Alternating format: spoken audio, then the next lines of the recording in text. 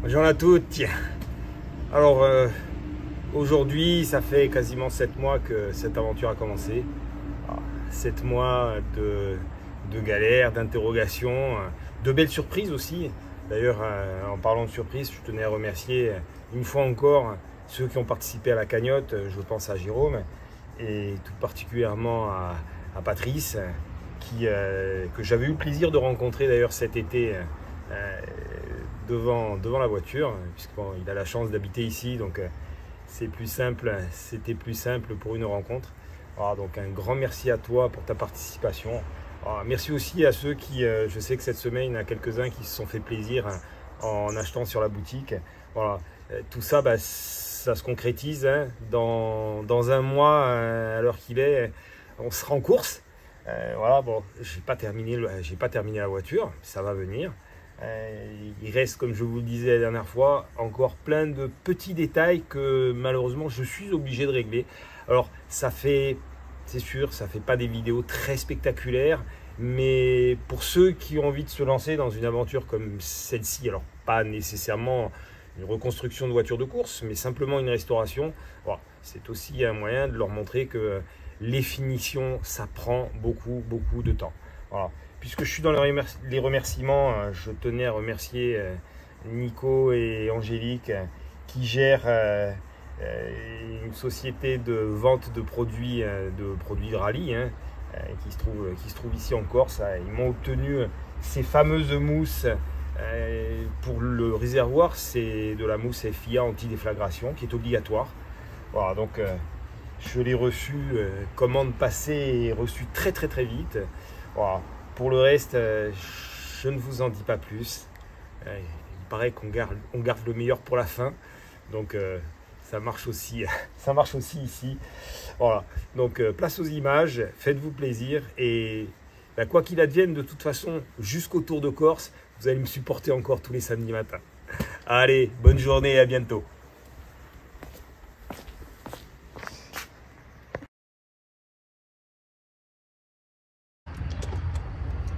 Allez, j'emmène les deux culasses. Donc ça, c'est celle que j'ai préparée du 1271 GT. Et ça, c'est celle du 1300 GT. Je vais les amener chez un ami pour un resurfaçage.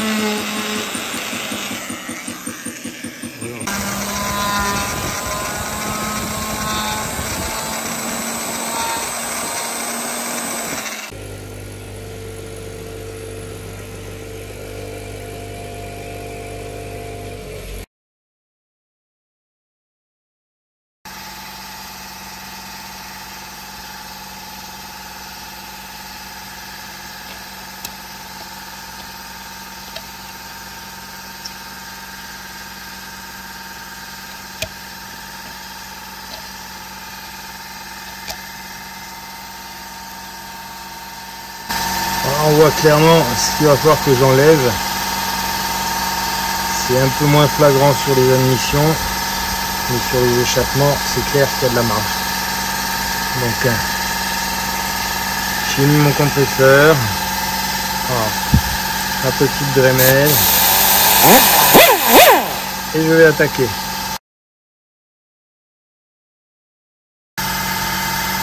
Allez, je suis en train de faire cette cette sortie d'échappement, bon, on voit quand même clairement la différence. Par contre, il faut être très attentif, ne pas trop grignoter à l'intérieur pour éviter de toucher une voie d'eau, parce que là c'est direct la poubelle pour la culasse.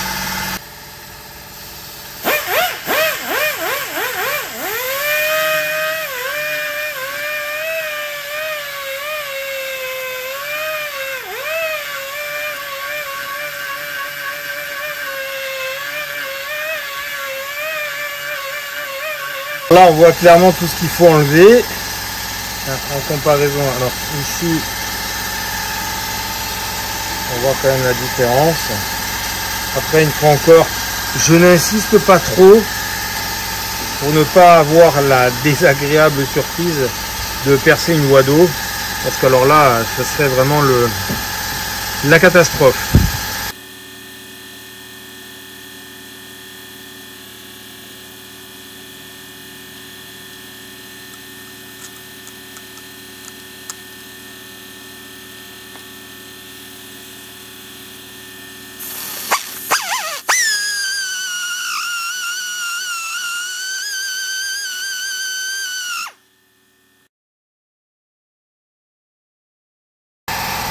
Alors, je vous parle des voies d'eau, en fait vous allez comprendre.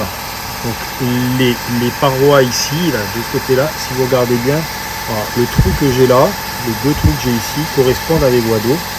Donc comme vous pouvez voir, en termes d'épaisseur, alors pas d'épaisseur d'ici, mais en termes d'épaisseur entre ma voie d'eau ici et mon passage, il n'y a vraiment pas grand-chose. Donc c'est pour ça que je n'insiste pas trop. Après, de toute façon, vu la configuration, je pense que ça sera déjà pas mal. Là, on voit, celui-ci n'a pas encore été attaqué. On voit la différence quand même. C'est quand même assez flagrant. Il me reste ces deux-là à faire. Bon, là, j'ai commencé. Celui-ci, en comparaison de l'autre, il y a vraiment de la surface à enlever. Ça y est, allez, dernière étape de cette préparation de culasse terminée. Je vais mettre un coup de soufflette et puis je remonte sur la voiture. Alors le programme du jour, eh bien, il va falloir, avant que je remette ma culasse, il va falloir que je redémonte mon radiateur, parce que dans mes différents essais de mise en place de mon ventilateur, j'ai rien trouvé de mieux au bout du 3e essai de le mettre à l'envers. Il faut quand même le faire, alors que j'explique dans la vidéo qu'il y a un sens particulier. Voilà. Donc ça c'est l'inattention. Voilà, ça c'est avoir voulu faire des essais avec différentes cales avant de trouver celle-ci. Voilà, donc il faut que je redémonte tout le radiateur. En plus là, j'ai pas de possibilité parce que j'ai pas de débattement, donc je ne pourrais pas passer une clé derrière pour le démonter. Il faut que j'enlève le radiateur. Allez, c'est parti. Alors, autre souci, là j'ai le radiateur d'huile. Bon, il est juste posé comme ça, mais bien entendu, il va falloir que je fasse ce qu'il faisait à l'époque, c'est-à-dire couper ici, vraisemblablement ouvrir légèrement sur ma face avant. Alors, vous allez me dire, c'est dommage de ne pas avoir fait ça avant peinture. Mais malheureusement, je n'avais pas encore réenquillé le moteur dedans avant, donc je ne pouvais pas le prévoir, et de manière à le mettre, à le sortir légèrement, qu'il soit bien face à la calandre pour une bonne ventilation, un bon refroidissement. Voilà, donc ça aussi, ça va être du boulot avant de remettre la culasse. Et dans la foulée, ça vous l'avez compris aussi, il va falloir quand même que je mette un petit coup sur cet alternateur, que je change la courroie, puisque là j'en ai acheté une neuve. Enfin, il y a encore du travail, une multitude de petites choses avant de pouvoir véritablement faire un premier essai de mise en route.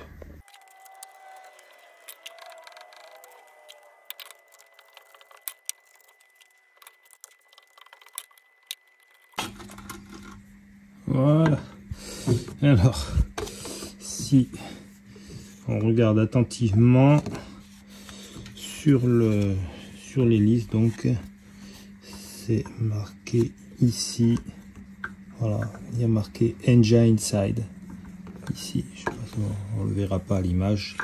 Voilà, donc je le remonte, mais cette fois-ci dans le bon sens. Je profite d'avoir eu besoin d'inverser le ventilateur. J'en ai profité pour sortir le radiateur. Et je vais installer mon ventilateur électrique. Donc dans l'aile. Hein. Donc il faut que je perce de ce côté-là, puisqu'il va être fixé. Enfin, les points de fixation vont sortir d'ici. Il faudra que je mette les écrous par là et que j'en profite au passage pour faire un trou pour passer le faisceau électrique. Bon, donc un petit boulot supplémentaire, mais ça va rajouter de la fiabilité à la voiture.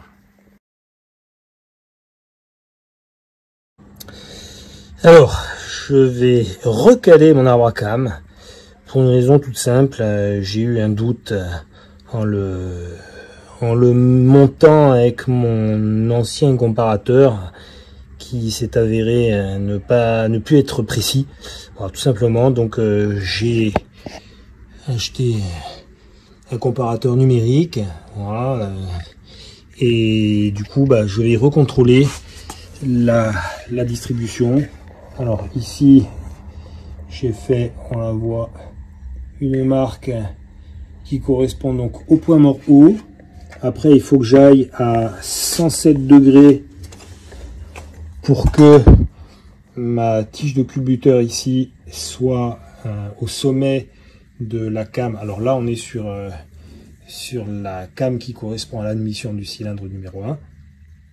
Donc ma tige ici elle va monter, et quand elle sera arrivée au sommet, je vais contrôler si la valeur qui est ici est la valeur max, et si ça correspond bien à la seconde marque que j'ai faite sur ma poulie damper qui se trouve ici, et qui bien entendu va arriver sur mon repère là.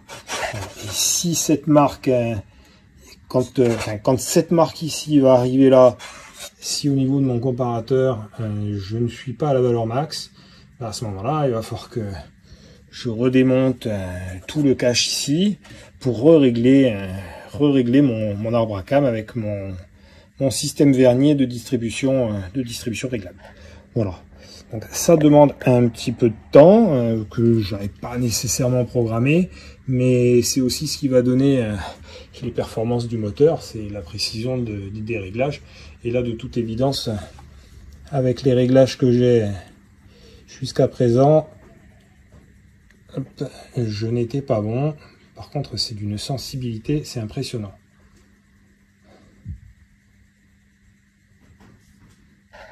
Allez, on va voir ce que ça donne. Allez, donc je fais tourner mon moteur tout doucement. Allez, c'est parti.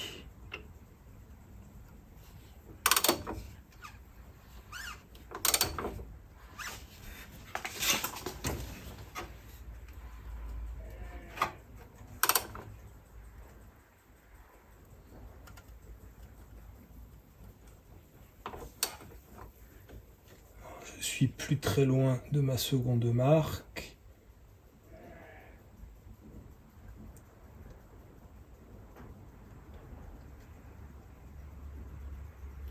Ça continue de monter.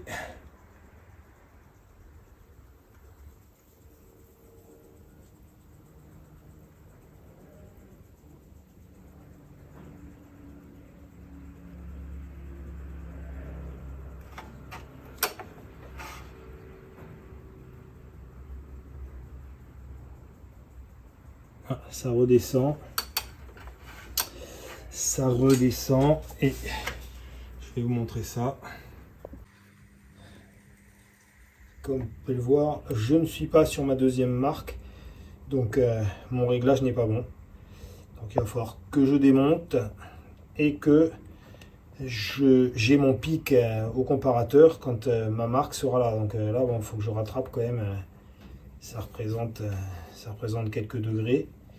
Mais de toute évidence, je me suis trompé dans ma mesure. Là, on est plus proche, à mon avis, des 100 que des 107 degrés prévus initialement.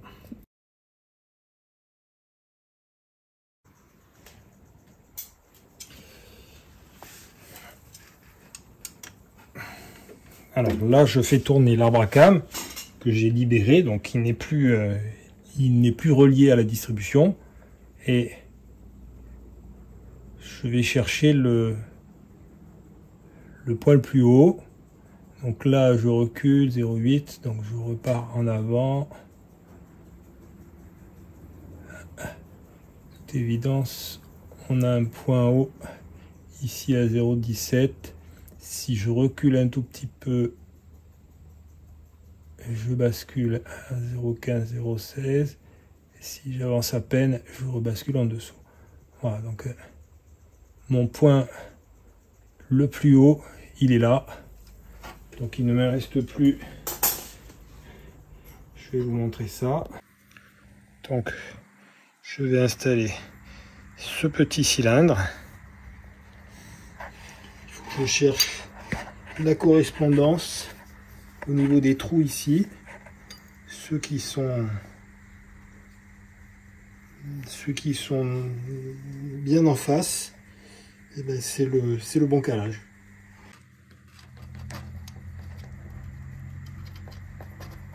Voilà, c'est celui-là.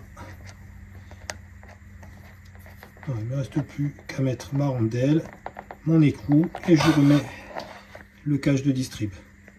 Alors, pour repérer avec exactitude à quel endroit, enfin jusqu'où je devais tourner le vilebrequin, donc là j'ai fait une première marque donc sur mon point mort haut, et j'en ai fait une autre donc à 107 degrés, et sur le moteur. Donc voilà le petit outil qui me permet de pointer donc ici la marque blanche sur la poulie damper. Donc quand j'arrive sur la seconde marque blanche, c'est que j'ai avancé donc de 107 degrés et j'arrive logiquement au pic de la came de l'admission du cylindre numéro 1.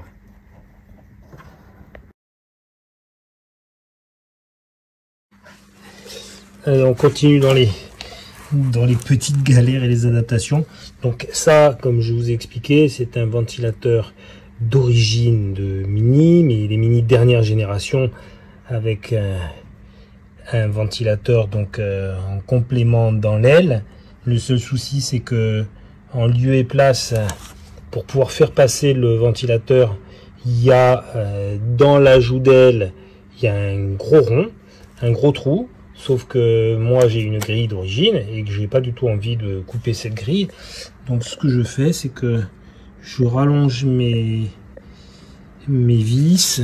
Je vais mettre un petit cylindre qui fera office de, enfin, à la fois de guide et de limite pour lors du serrage, de manière à pouvoir installer mon ventilateur dans l'aile sans qu'il touche la grille de la joue d'aile.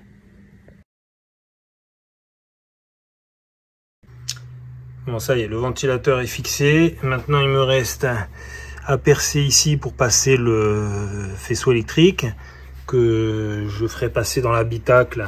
Je vais mettre un petit interrupteur sur la platine où il y a le coupe-circuit. Voilà, donc là, je vais pouvoir remonter mon radiateur avec le ventilateur mécanique et ça va être bon. Ça y est, j'ai remis mon ventilateur, cette fois-ci dans le bon sens.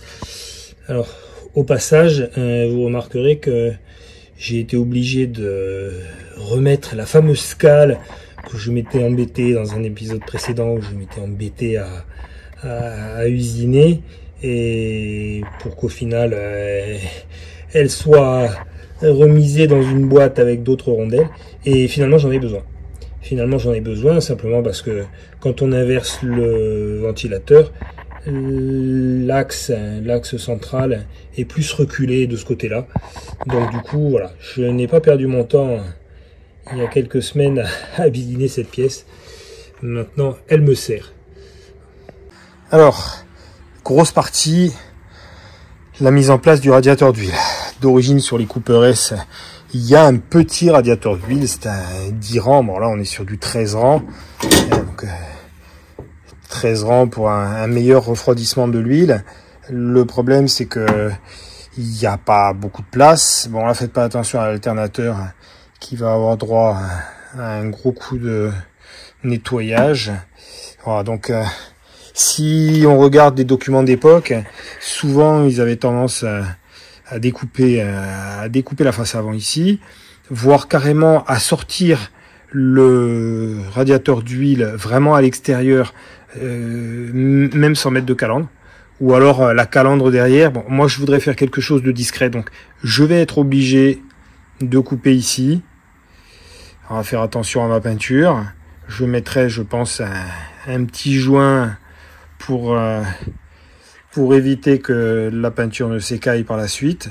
Voilà, donc il va falloir que je l'installe pile poil de manière à ce qu'il soit ni trop près de l'alternateur ni trop près devant, que je puisse quand même fermer ma calandre.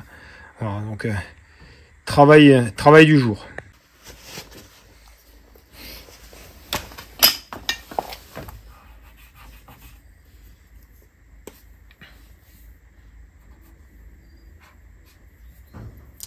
Il marche toujours.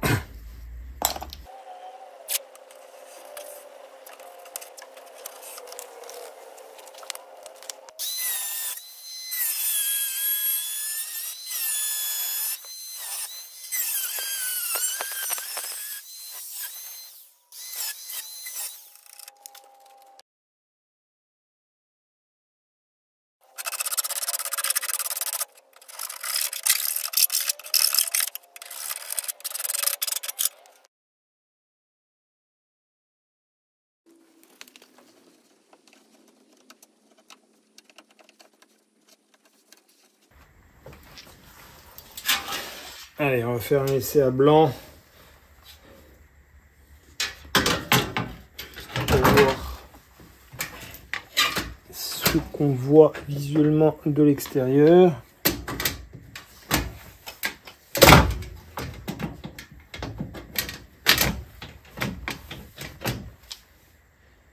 Allez, on entreaperçoit à peine le jonc chromé. Ça va être bon. Alors maintenant, il faut que je me fabrique 2 petites pattes qui vont me permettre de fixer mon radiateur sur le berceau. Voilà, il viendra comme ça. Et ensuite, je pourrai raccorder mes durites. Alors, j'ai fabriqué mes 2 supports. Alors, le souci par contre, ça vient bien. Voilà. C'est censé venir comme ça. Sauf que le souci, c'est que malheureusement, j'aurais aimé pouvoir boulonner mes 2 pattes sur le berceau. Sauf que là, c'est pas possible.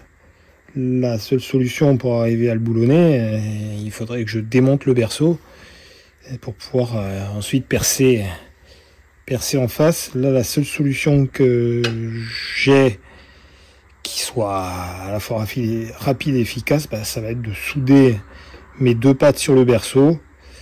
Bon, c'est pas idéal. Enfin, c'est pas idéal parce qu'esthétiquement, je vais être obligé de repasser de la peinture dessus ensuite. Après, bon, là, il est quand même bien en place. C'est des choses que il est difficile de prévoir à l'avance, dans la mesure où quand j'avais le berceau par terre, je ne savais pas à quel endroit j'allais le mettre exactement. Donc voilà. Allez, je vais décaper la peinture et souder donc mes 2 attaches.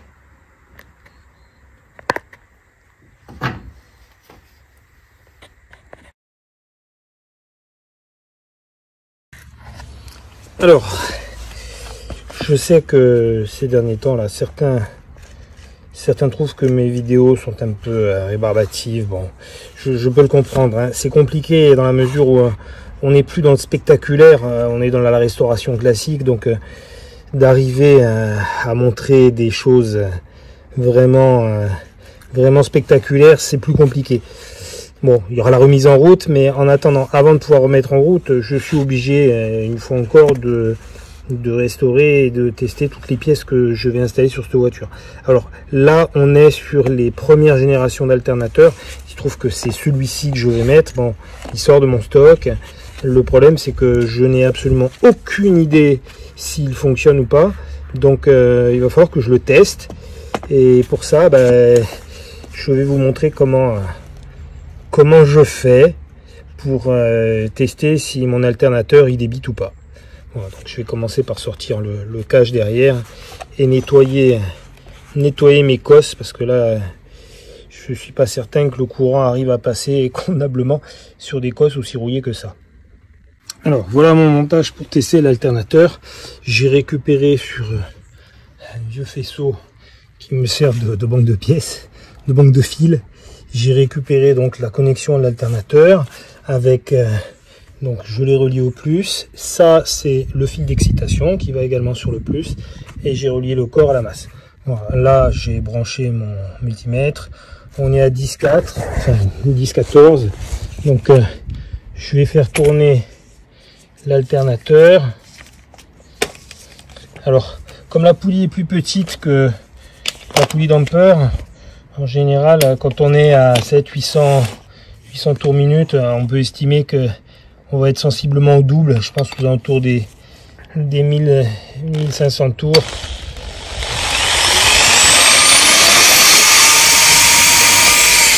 Bon, de toute évidence, cet alternateur ne donne pas. Je vais tester celui-ci qui est plus récent, hein, que j'avais préalablement monté sur la voiture. On va voir ce que ça donne. On va voir si celui-ci fonctionne ou pas.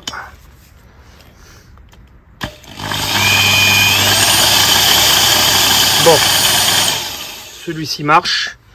D'ailleurs, on a senti la résistance au moment où il s'est mis à charger. Allez, je vais tester les autres. Hop. Alors tout ça c'est du vieux stock comme vous pouvez voir, hein. Donc je vais voir s'il fonctionne ou pas.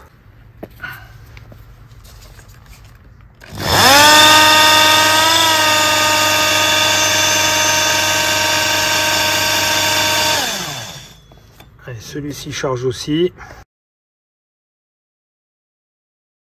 Ça y est, le radiateur d'huile est en place. J'en ai profité pour remettre donc l'alternateur que j'ai choisi.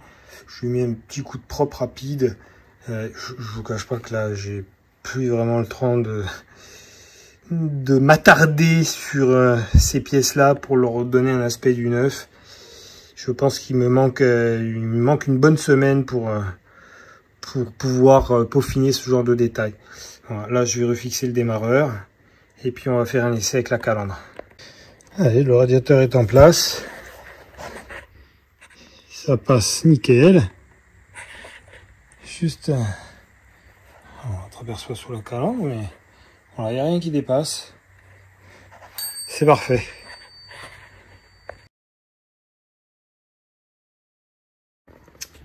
Alors, je continue dans les détails. Je vais fabriquer de quoi fixer et bloquer la roue de secours dans le coffre. Voilà, donc là ici c'est une vis de ceinture de sécurité, sachant que j'ai soudé un écrou spécifique pour cette vis. Donc là je me rajoute une tige filetée de manière à pouvoir passer la jante par dessus et la bloquer.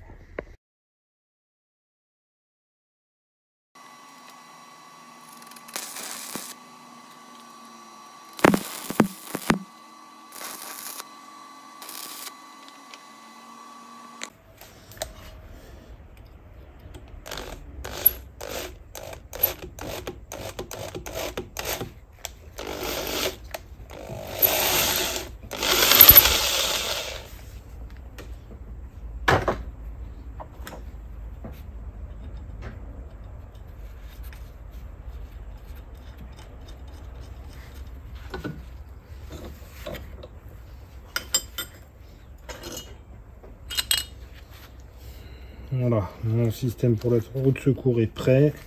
Je vais mettre un petit coup de peinture et je le monte. Allez, j'ai mis un petit coup de peinture sur ma pièce. Alors, je vous explique très rapidement le fonctionnement. Donc, pourquoi j'ai taraudé et j'ai mis une vis ici? Simplement parce que, en fonction de la largeur de la jante que je vais être amené à mettre, je risque d'être obligé de visser plus ou moins. Et le problème, c'est que cette tige filetée ici doit aussi, dans la carrosserie, être vissée. Donc, si je veux avoir un petit peu de force, eh ben, je bloque simplement ici, ce qui fait que du coup ça me bloque le papillon et ça me permet dans un premier temps de visser. Ensuite je desserre et je visse à la hauteur désirée. Voilà, je vais vous montrer ça en lieu et place, ça va être plus simple. Alors donc là je vais visser ça dans la carrosserie. Donc je commence par mettre ma vis là pour bloquer mon papillon. Voilà.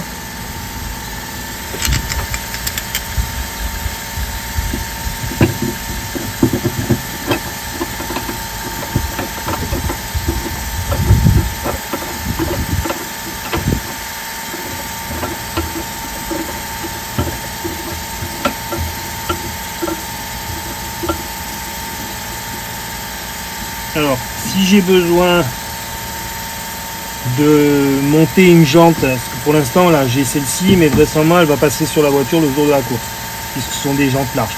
Donc je vais mettre en roue de secours une jante plus fine. Donc à ce moment-là, si je veux baisser, il suffit simplement que je desserre. Bon là pour la vidéo je l'enlève, je desserre et à ce moment-là le papillon est libre et ça me permet de le descendre à la hauteur souhaitée. Voilà. Je le remets.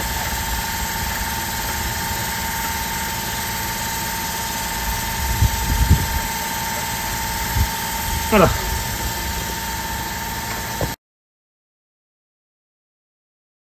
Alors, autre chose qu'il est nécessaire de faire, je dois installer une fixation rigide sur la batterie. Là j'en ai récupéré une sur une des épaves. Il va falloir que je la décape, que je la repeigne et ensuite je la remonte. Alors là, le ventilateur dans l'aile a été installé. Donc voilà, ça fonctionne. Bon, là on n'a pas besoin du courant, on va pas bouffer la batterie non plus.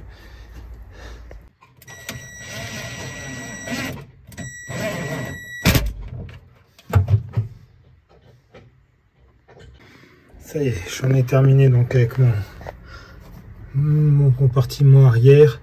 Alors là, la cosse de batterie le plus doit être isolée. Donc là, il est recouvert de scotch. Donc ma masse c'est bon. Ma roue de secours avec mon système de serrage. Voilà. Le coffre c'est fini. Maintenant, on retourne au moteur. Le régulateur est en place. Il reste juste à le connecter donc à mon tuyau d'arrivée d'essence.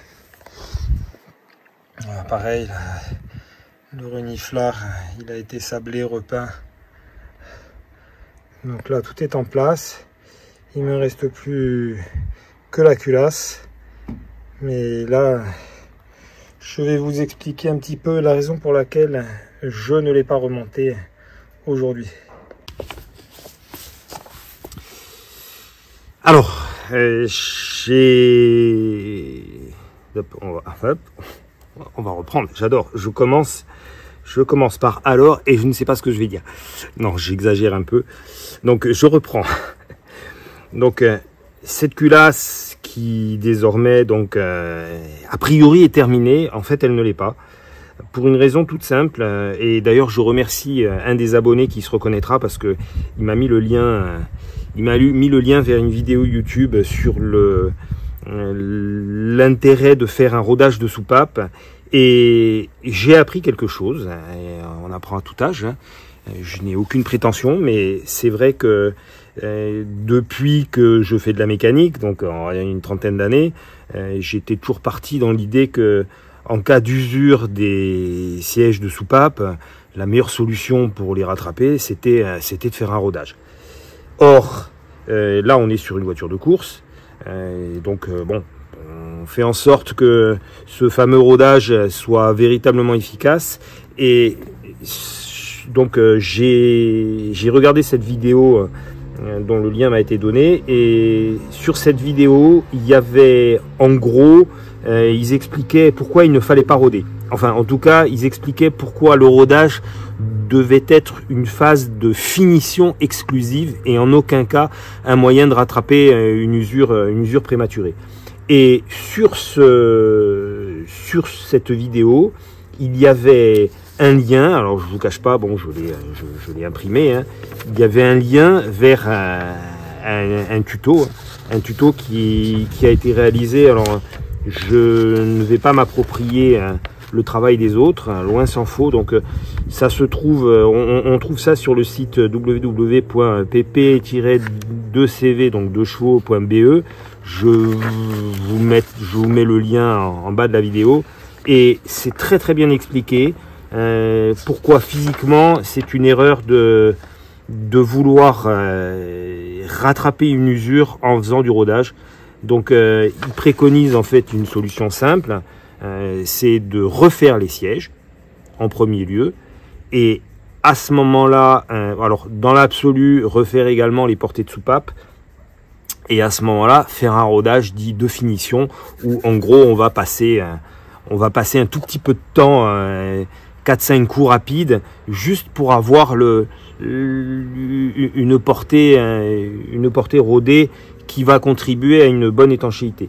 Voilà. Pour ceux que ça intéresse, je vous dis, n'hésitez pas à aller voir ce tuto qui, franchement, enfin, j'ai beaucoup appris avec ça. Et du coup, alors moi, en fait, j'ai fait 2 erreurs. Donc, la première, j'ai voulu rectifier l'usure en faisant un rodage. Donc ça, c'est la première erreur. Et la deuxième erreur, ça a été, j'ai pensé bien faire, ça a été de changer mes guides de soupape après mon rodage. Et mon ami rectifieur m'a clairement expliqué que ça n'était pas une bonne idée parce qu'en fait, les guides de soupape, quand on les change, ne reprennent pas. Alors ça représente des microns de différence, mais ils ne se repositionnent pas exactement à la place des anciens. Et du coup, l'étanchéité que j'avais avec mes anciens guides, je risque de ne plus l'avoir avec les nouveaux. Et effectivement, j'ai fait le test donc en remplissant mes conduits ici d'essence. Bon, j'ai pas des pertes sur toutes les soupapes, mais il y a la moitié qui suinte. Donc, la solution, elle est toute simple. J'ai acheté un kit qui va me permettre de réusiner les sièges de soupape. Dans la foulée, je vais voir, j'ai un ami qui a un tour, donc on va donner un petit coup sur les portées de soupape, de manière à pouvoir ensuite faire un petit rodage tout simple, et à ce moment-là, je pourrai remonter ma culasse, sachant qu'elle devrait être un optimum. Voilà. Donc, je crois que c'est tout ce que j'avais à dire. Voilà, tout ce que j'avais à dire sur cette culasse. J'ai autant hâte que vous de la monter. Logiquement, je reçois mon kit avec un petit peu de chance sous 48 heures, si Chronopost fait son travail comme il faut. Et dans la foulée, bon, refaire les sièges et les soupapes, ça va être assez rapide. Donc logiquement, la remise en route est pour bientôt.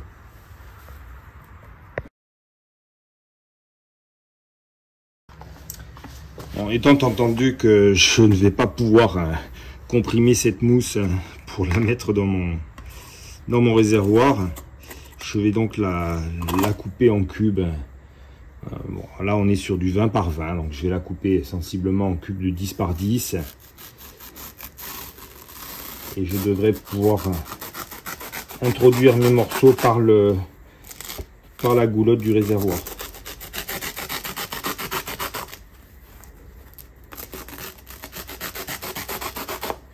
Alors c'est une mousse spéciale qui ne se désagrège pas Donc je ne risque pas de retrouver des morceaux des petits morceaux dans mon circuit d'essence.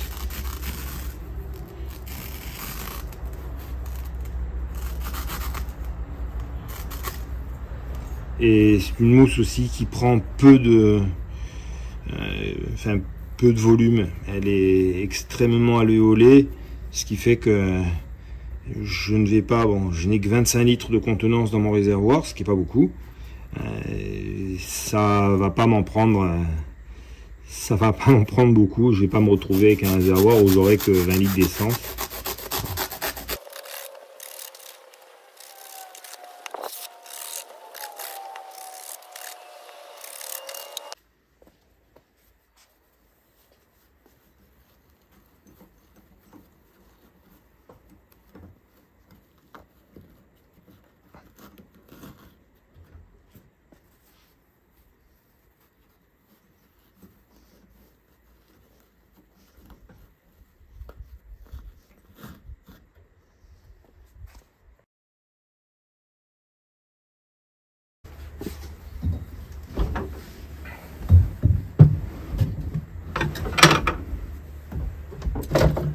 Alors là, je mets en place les mousses d'arceau obligatoires.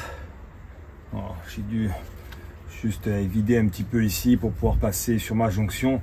Sinon, ça m'obligeait à faire 2 morceaux et laisser le connecteur au milieu. C'était pas terrible.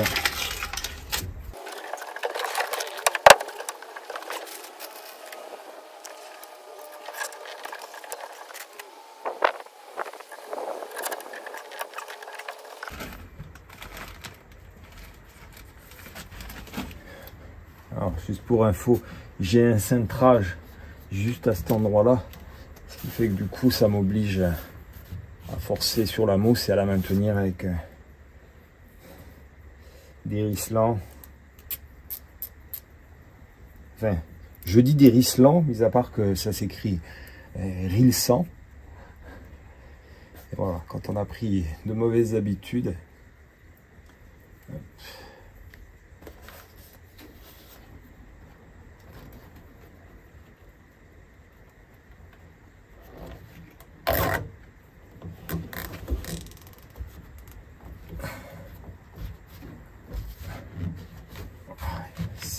Normalement, ces mousses ne doivent pas bouger, ne doivent pas tourner.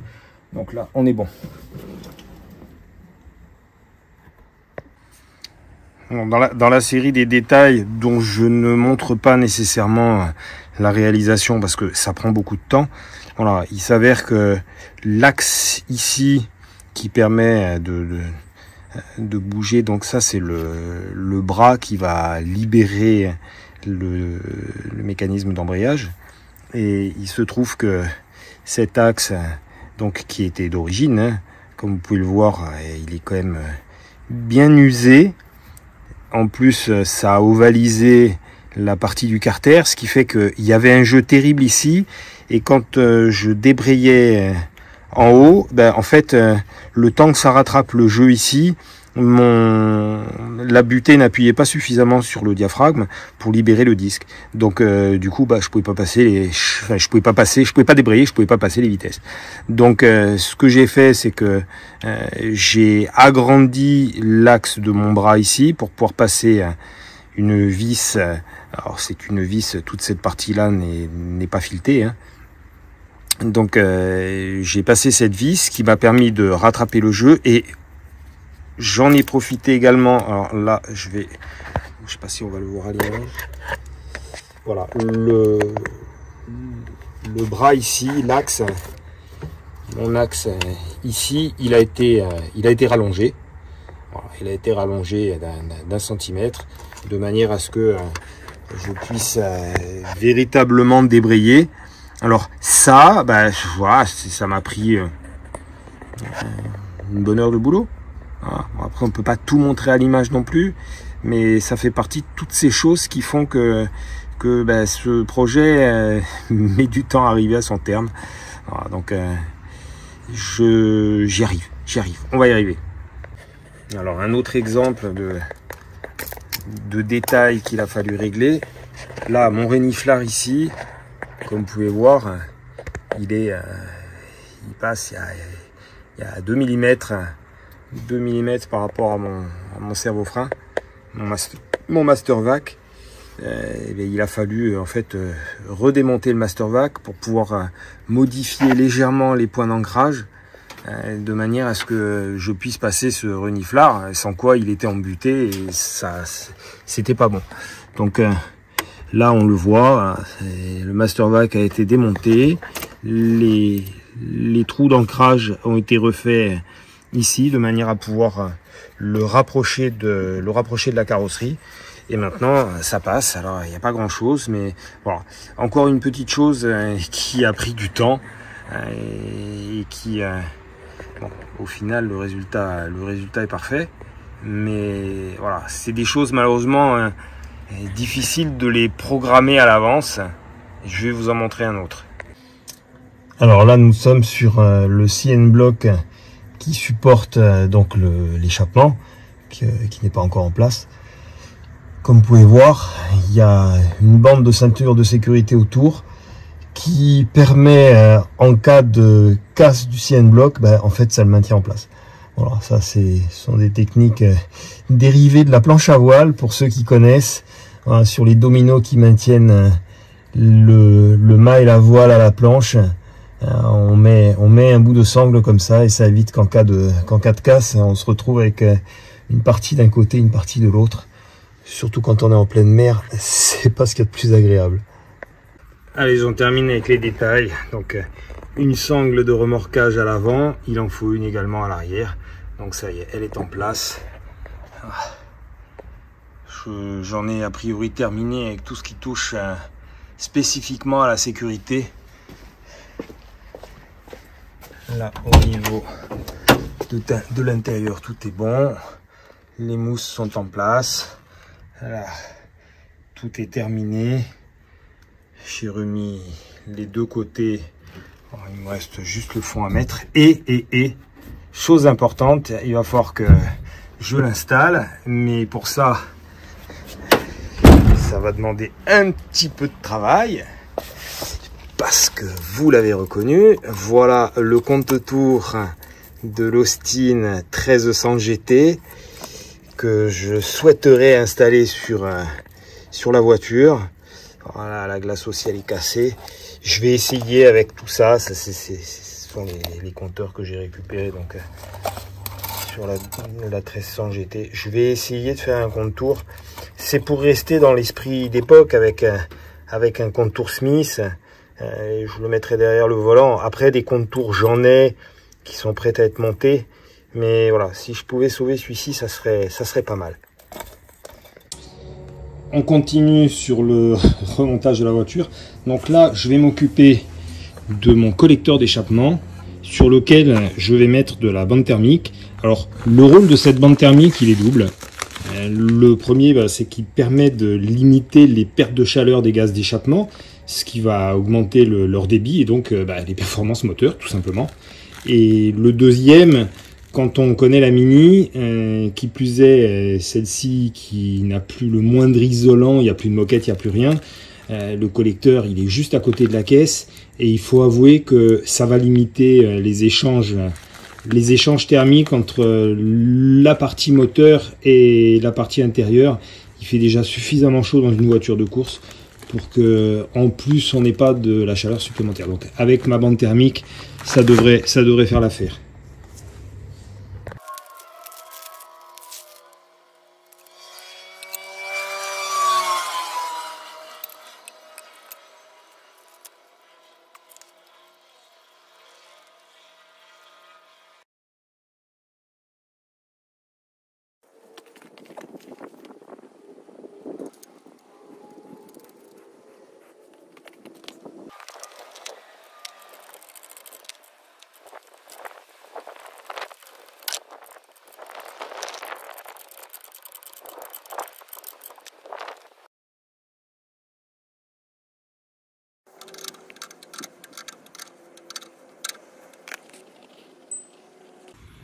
Alors, on est toujours dans la récup. Ça, ce sont des CNN Block qui proviennent du levier de vitesse, enfin de la tringlerie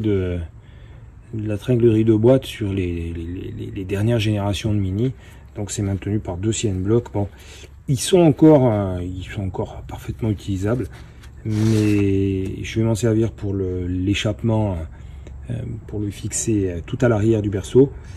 Mais comme je l'ai fait pour le CN bloc à l'avant du berceau, je mets un morceau de ceinture de sécurité qui va permettre, si jamais le CN bloc casse, bon, pour l'arrière j'en mets 2, donc ce serait interpellant qu'il casse tous les deux, mais le fait est que si ça venait à lâcher, je ne perdrai pas mon échappement, il restera en place, ce qui est quand même une bonne chose. Et pour la petite anecdote, par le passé, d'une époque où je ne mettais pas ces petits morceaux de ceinture, j'ai, lors d'un rallye de Balagne, perdu l'échappement. Et comme ma voiture c'était une MK3 et première génération, il y avait la trappe dans la plage arrière, donc on s'est arrêté sur le bord de la route, on a récupéré l'échappement, on l'a enquillé dans la voiture tout du long et on est rentré en échappement libre comme ça, en essayant d'éviter de se brûler par la même occasion, parce que l'échappement bien entendu était brûlant. Et j'ai dit, comme on dit encore, smile bio, plus jamais. Donc maintenant, je veux dire, ça prend 5 petites minutes, un bout de ceinture de sécurité,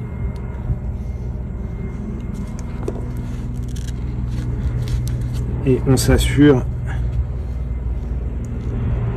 une durée de vie illimitée de ce CN bloc.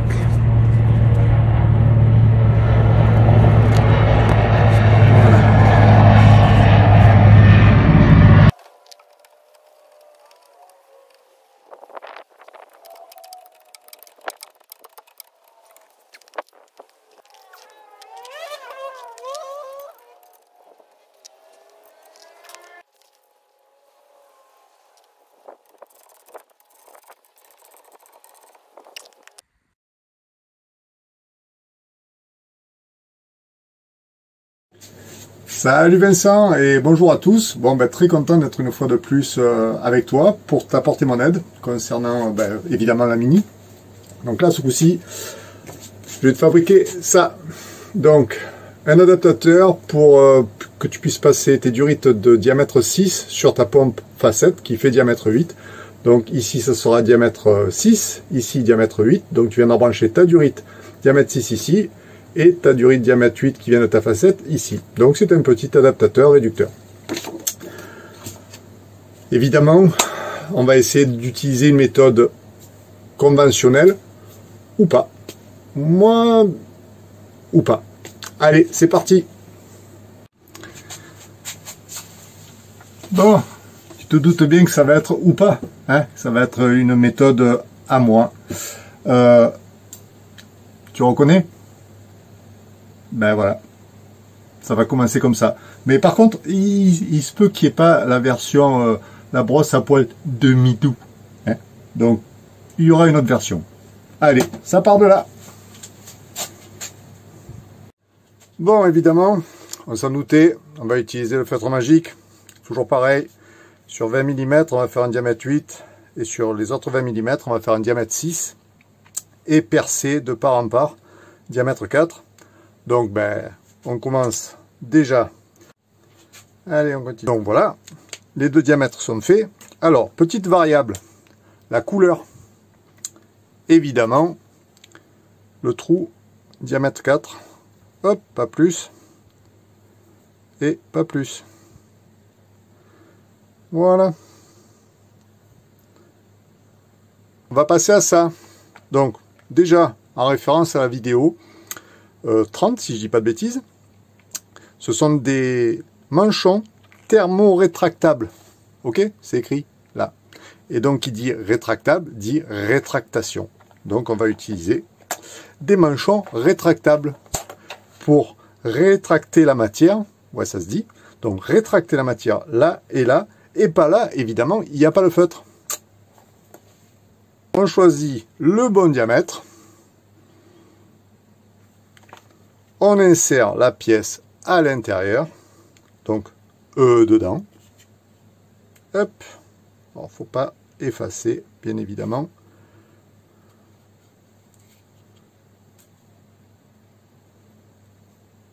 Ok. Donc, ensuite, on va utiliser ça. Ça s'appelle un décapeur thermique. Et puis, eh ben, on va décaper thermiquement jusqu'à ce que ça se rétracte. Allez, c'est parti. Wow, le top. Le top.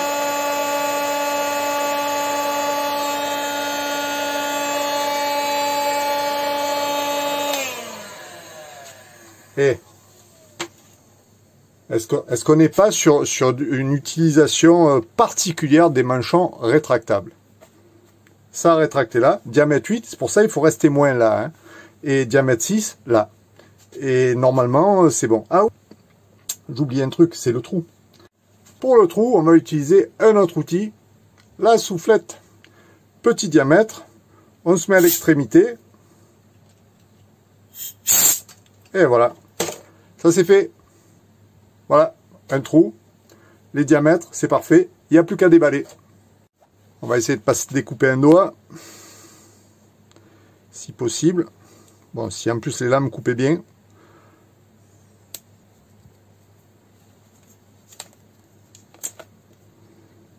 Alors, ça ressemble, non? Ben, je crois que c'est bien. Voilà, ça c'est fait. Voilà Vincent, ça y est, c'est fini. Bon, ben, je suis très content d'avoir pu contribuer une fois de plus à l'avancement de la Mini. Quelque chose me dit que d'ici très peu, on devrait l'entendre tourner. Peut-être dans cette vidéo, je sais pas. En tous les cas, j'espère à très bientôt. Et puis, ben, régale-nous avec tes belles vidéos. À très bientôt Vincent, ciao.